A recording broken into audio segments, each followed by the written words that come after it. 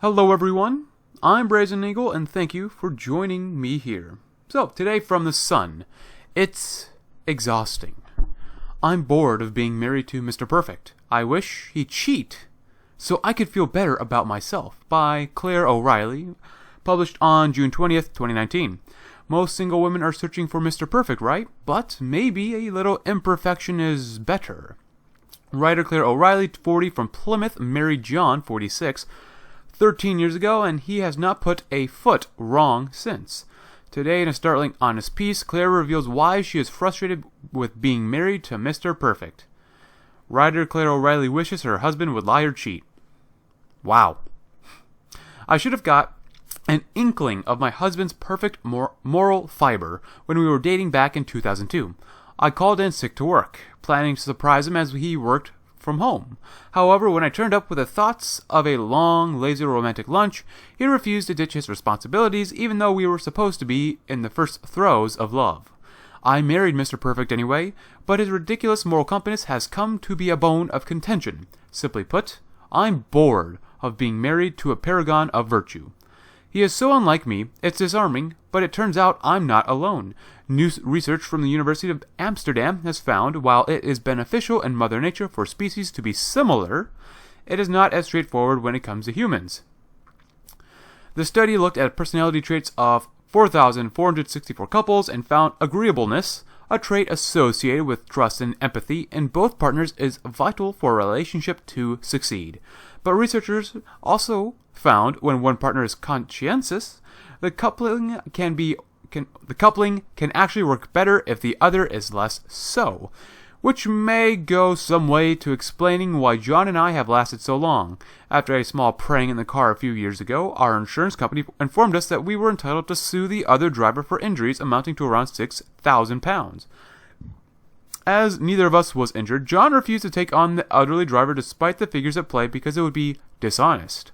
It is not just big issues either. I am the queen of the last-minute cancellation, thinking nothing of scrapping dinner arrangements with friends just hours before we are due, whereas John sticks to his commitment. And there's a picture of a male if you are so inclined to enjoy it. Claire is bored of being married to a husband with a ridiculous moral compass. Don't get me wrong, I love him, and this year we celebrated 17 years together, 13 of them married, but I wish he'd lie, cheat, defame, or slander just once, so that I could feel better about my own less-than-perfect character. While the Amsterdam research did not define the term moral incompatibility, if it exists, we definitely have it. The research also found compatibility isn't an all-or-nothing state. Couples who are both early risers or both night owls tend to have longer relationships than those with opposing bedtime routines. So far, so obvious. But the study also found that we look for personality traits in a spouse or partner that we don't possess, for example, being an extrovert. While John is quiet and unassuming, I'm the extrovert. He is definitely made up of all the traits I'm missing entirely. His moral compass will follow him into the grave, but no one will eulogize about my fair nature or loyal friendship. Claire says John is quiet and unassuming, whereas she is the extrovert. I haven't stayed friends with anyone from school, while John's tight-knit circle has been the same since he was 10. They're godfathers to our kids, Eddie, 15, Sammy, 10, and Annie, 8. But it's not just his general decency that's hard to stomach. He is a better spouse than I am. If I told him on Friday I was spending Saturday chilling at a spa, he'd probably drop me there so I didn't have to drive, then take the kids to their clubs before making sure the house was tidy. Just last week, he went out with a friend for a long-planned pent, and I was in a foul mood before he went because I had to put the washing away and make the kids packed lunches. Oh my goodness. He is selfless to the same degree I'm selfish, which, according to the research, can sometimes work. The worst part is that I'm constantly around a level of virtue that is completely unattainable in my own life. She is choosing to be morally less than him. By doing absolutely nothing other than being himself, John constantly makes me look at where I'm falling short and what I'm doing wrong without so much of an utterance, which is infuriating. I know I'm fortunate to have such a decent, giving, and kind chap, but it is honestly exhausting being married to someone whose moral fiber is so perfect. And before we move on, X Factor star Scarlett Lee reveals her graveside proposal was perfect, and she designed her wedding dress when she was a child during an appearance on Lorraine. Regardless, she is freaking huge. Holy crap. Anyways, And that's pretty much the end of the article. Wow. I know it's fortunate to have such a decent, kind, and giving chat, but it's honestly exhausting. Jesus. Wow. But, I mean, this honestly is not very surprising if you know what I know, and if you understand female nature. Apparently this is John, and this is Claire. You know, whatever. Basically, no matter how perfect you can be as a man, women will always crave some sort of drama. Women want to feel an emotional rush no matter where it comes from. They want to feel. This woman in the article, Claire, even says that she is bored of being married to a man who is basically a paragon of virtue. Where is that? That doesn't really matter where it is. But regardless, women want to feel emotional. They want to feel. It's in their nature. They want to be emotional. And this is why women are stereotyped as emotional beings and not rational beings. They want to feel. They want to not be rational, but women will absolutely rationalize their behavior and actions to meet their desired ends. This is a constant with female nature. They will rationalize their behavior and actions to meet their desired ends.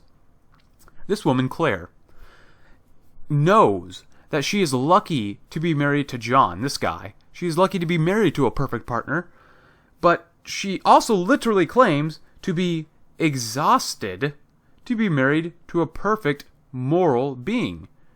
She's just tired of having perfection as a husband.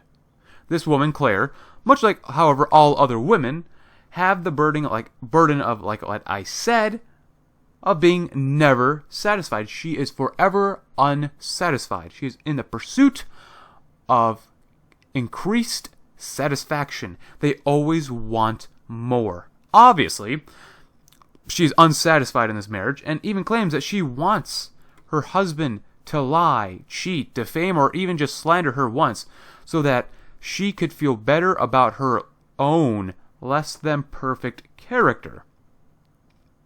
This can be interpreted into two ways, which really helps you understand female nature a little bit better. First of all, number one, she knows and she states that she is not perfect and she has flaws, much like everyone else. But because her husband is basically perfect, he is better than her. She resents this. He confirms everything wrong about her, and she doesn't like it. She wants to feel like he has flaws, and this is why she wants him to do morally incorrect actions. She wants to find John's weaknesses and see the cracks in his armors, which, of course, have not yet been shown. She wants to feel good about her husband's potential weaknesses.